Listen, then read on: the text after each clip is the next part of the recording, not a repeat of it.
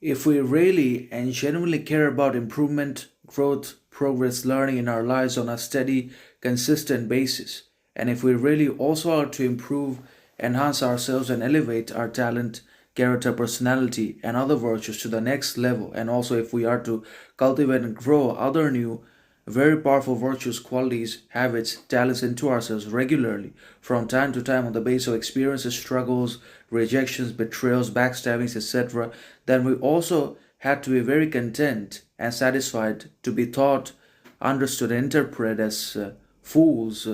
or stupids or arrogant people by the others,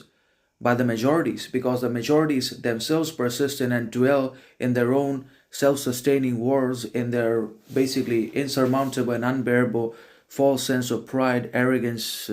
and obviously, which is inferiority complex, ego, vanity, and money, wealth, riches, possession, lust, desire,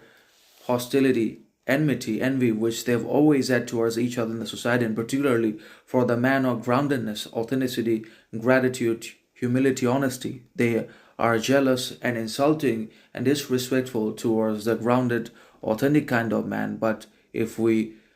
are to regularly improve in our lives, and if we are to make rapid improvements into our lives at every step of the way, then we have to be also content to be taught, interpreted, and understood as man of arrogance, pretense, inferiority,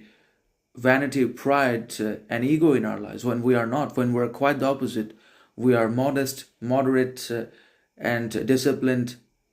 desired, devoted, and obviously we are humble and humanitarian, kind, understanding, compassionate in our lives, as well as into all of our actions, behaviors, attitudes, communications, and exchanges in one way or another. But the fools don't understand that. The majorities have always considered themselves the supreme force inside of the society, and democracy also works for the majorities because the majorities are the ultimate voters. Democracy should have actually worked for the obviously minorities, for the improvement, elevation, enhancement of the minorities' rights, talents, situations, communities, and the whole state of education, profession into the society. But the democracy is hypocritical and infiltrated by the majorities, anyways. So obviously, we should pretend inferiority and encourage the arrogance, pride, vanity, status, reputation of the majorities, the mass of the herd, because they are fools,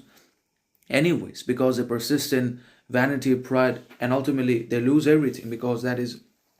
transitory, conditional, transient, anyways, and also aimless, insignificant. Whatever they're holding on to into their lives has got little value, significance, if at all.